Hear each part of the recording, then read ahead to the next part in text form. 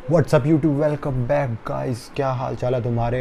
I hope तुम लोग सारे ठीक हो गए, धूमधाम मचा रहे होगे, फुल बूम बाम कर रहे होगे बीजीएमआई में, और बाकी अपनी जगह करोगे बूम बाम बढ़िया।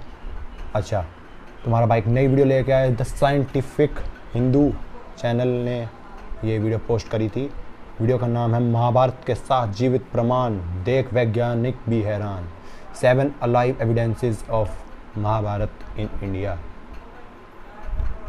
Guys are you excited? तुम्हारा भाई देखना चाहता है महाभारत के वो एविडेंस ऐसे क्या है भाई।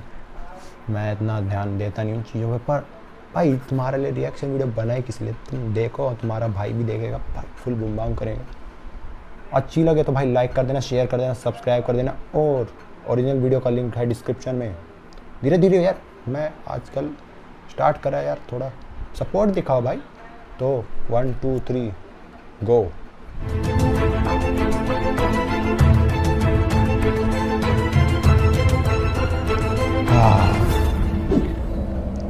साइंटिफिक हिंदू। आज भी ऐसे लोगों की कमी नहीं है जो कहते हैं कि महाभारत झूठी थी। उनका कहना है कि महाभारत के गीता के उपदेश भी सिर्फ लोगों की मन की बनाई बातें थी, पर लगातार मिलते गए पुरातात्विक और वैज्ञानिक सबूतों ने लोगों को अपनी सोच बदलने पर मजबूर कर दिया है। और यह वीडियो देखने के बाद ऐसे लोगों का मुंह अपने आप बंद होने वाला है। आज हम महाभारत से जुड़े 7 ऐसे जीवित प्रमाणों के बारे में बात करने वाले हैं जो आज भी मौजूद हैं। उसके बाद निर्णय आप पर होगा कि क्या महाभारत सच में हुआ था, अन्यथा नहीं। नमस्कार, मेरा नाम है धीरेन्द्र और आप देख रहे हैं दी साइंटिफिक हिंदू। सबसे पहले बात करते हैं और वह है कुरुक्षेत्र। यह बात तो हम सभी जानते हैं कि महाभारत का युद्ध कुरुक्षेत्र में हुआ था, जो आज भी हरियाणा राज्य में स्थित है। कहा जाता है कि उस समय तबाही ला देने वाले युद्ध में बहे खून की वजह से वहां की धरती लाल हो गई थी। पुरातात्विक विशेषज्ञों ने भी यह माना है कि महाभारत घटना सच में घटी थी, क्योंकि उस जगह पर लोहे से बने तीरों और भालों को जमीन में गढ़ा पाया है, जिनकी जांच पड़ताल करने पर 2800 ईसा पूर्व का बताया जाता है, जो कि महाभारत काल के समय के ही बने हुए हैं। यदि आप भी कुरुक्षेत्र गए होंगे तो आपको भी यह बात पता होगी। दूसरे प्रमाण की बात करते हैं और वह है आजकल के न्यूक्लियर वेपन। महाभारत में आपने ब्रह्मास्त्र नाम के भयानक अस्त्र के बारे में सुना होगा। यह अस्त्र धर्म और सत्य को बनाए रखने के लिए ब्रह्मा द्वारा बनाया गया एक बहुत ही विनाशकारी परमाणु हथियार था। माना जाता है कि यह अचूक और भयंकर अस्त्र होता था, जिसे केवल दूसरा ब्रह्मास्त्र ही रोक सकता था, और जो इसको छोड़ता है वही इसको वापस लेने की क्षमता भी रखता है। रामायण में जब लक्ष्मण ने मेघनाद पर ब्रह्मास्त्र से प्रहार करना चाहा तो भगवान श्री राम ने लक्ष्मण को यह कहकर रोक दिया कि अभी इसका उपयोग करना सही नहीं, क्योंकि इससे सारी लंका तबाह हो जाएगी और बेकसूरों की जान जाएगी। इस प्रकार यह अस्त्र रामायण और महाभारत के काल में किसी गिने चुने योद्धाओं के पास ही होता था। यानी कि यह अस्त्र ऐसे थे जो पूरी दुनिया को तबाह रखने की ताकत रखते थे। अब आप सोच रहे होंगे कि आखिर मैं आपको यह क्यों बता रहा हूँ, तो बता ही देता हूँ। क्योंकि आधुनिक काल में जे रॉबर्ट ओपेनहाइमर ने गीता और महाभारत का बहुत गहरा अध्ययन किया। गौरतलब है कि अमेरिका ने इसी वैज्ञानिक रॉबर्ट ओपेनहाइमर को परमाणु बम बनाने का काम दिया था।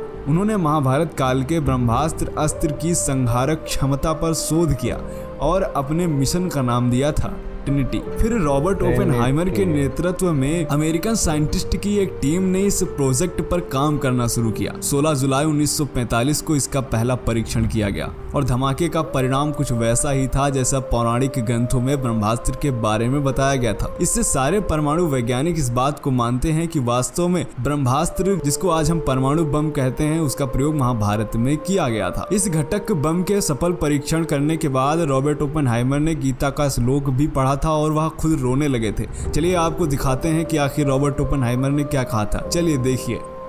I remembered the line from the Hindu scripture, the Bhagavad Gita, the prince that he should do his duty and says, "Now I am become death, the destroyer of worlds." देखिए किस तरीके से वैज्ञानिक भी महाभारत और गीता पर विश्वास करते हैं, लेकिन हमारे देश के कुछ धर्म विरोधी लोग हमारे इस महान इतिहास और धर्म युद्ध को एकमात्र कहानी मानते।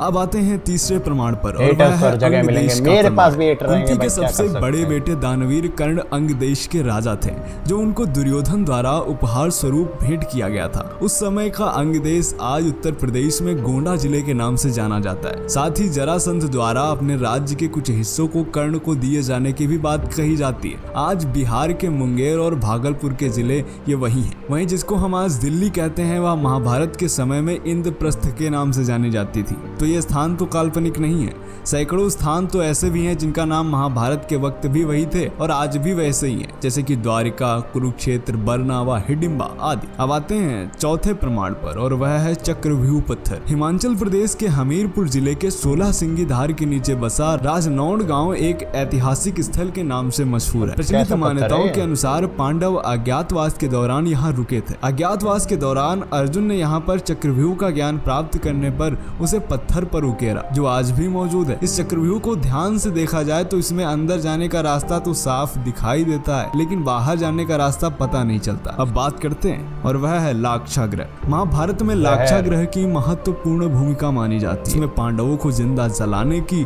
साजिश रची गई थी, लेकिन सुरंग के माध्यम से पांडवों ने निकलकर अपनी जान बचाई थी। यह वारणावत यानी कि ये तो मुझे वर्तमान पता ही नहीं बरनावा था कभी। नामक स्थान में बनाया गया था, और इसके प्रमाण आज भी मौजूद हैं। अब बात करते हैं छठे प्रमाण के बारे में, और वह है श्रीमद् भगवत गीता। जिन्होंने श्रीमद् भगवत गीता पढ़ी होगी उन्हें अच्छी तरह पता होगा कि उसमें अधिकांश श्लोक सिर्फ 2-2 लाइन में लिखे गए हैं, और अगर आप किसी भी एक श्लोक को पढ़ें समझें तो ये श्लोक बहुत कम शब्दों में और बहुत अधिक बात कह देते हैं, मानो गागर में सागर। और जितनी गहरी बातें उसमें लिखी गई हैं, ये बातें किसी सामान्य मनुष्य द्वारा बिल्कुल नहीं बताई जा सकती। आज मानव सभ्यता बहुत विकसित हो चुकी हो, लेकिन आज भी गीता में वो ज्ञान है जो अकल्पनीय और अद्वितीय है, जिसे एक सामान्य व्यक्ति का दिमाग सोच भी नहीं सकता। इसे कोई महान पुरुष या स्वयं भगवान नहीं बता सकते, और यह इस बात का सबूत है कि भगवान श्री कृष्ण थे और उन्होंने गीता का वाद संवाद अर्जुन के साथ किया, तो इसलिए अर्जुन भी थे, और अर्जुन थे तो फिर पांडव भी थे, और पांडव थे तो फिर महाभारत भी हुआ था। अब बात करते हैं इस वीडियो के अंतिम प्रमाण के बारे में, और वह है द्वारिका नगरी। इस बात से तो हम सभी परिचित हैं कि भगवान श्री कृष्ण द्वारिका के राजा थे, और महाभारत में इस बात का उल्लेख मिलता है कि यह नगरी जलमग्न हो गई थी। पुरातत्व विभाग को गुजरात के पास समुद्र के नीचे एक पुराना शहर मिला है, और उसके प्रमाणों से पता चलता है कि यह वही द्वारिका नगरी है जिसका उल्लेख महाभारत में किया गया था। समुद्र में मिले इस अवशेष से साबित होता है कि द्वारिका कोई काल्पनिक शहर नहीं था, बल्कि एक वास्तविक शहर था। तो मित्रों, आज हमने बात करी महाभारत के कुछ ऐसे प्रमाणों के बारे में जो महाभारत को सत्य साबित करते हैं। और भी महाभारत से जुड़े ऐसे प्रमाण चाहते हैं तो हमें कमेंट करके बताएं। उम्मीद करते हैं कि वीडियो आपको पसंद आया होगा। जय हिंद, जय भारत, वंदे मातरम। गाइस स्वाद आ गया, मज़ा आ गया भाई, ज्ञान आ गया है, बहुत सारा ज्ञान आ गया। अगर गाइस तुम्हें भी अगर कुछ पता हो महाभारत के बारे में, प्लीज़ डू कमेंट, बताओ भाई तुम्हें क्या लगता है महाभारत क्या है, क्या ये रियलिटी में हुई थी? भाई वीडियो देखने के बाद तो मुझे लगता है कि यार हुई तो थी, पहले लगता थोड़ा, पर अब इसमें इनने थोड़े फैक्ट्स बताए, सैन फैक्ट्स, जिसमें 2-3 मेरे को नहीं पता थे, वो मेरे को पता चले। तो भाई गाइस कुछ तो है।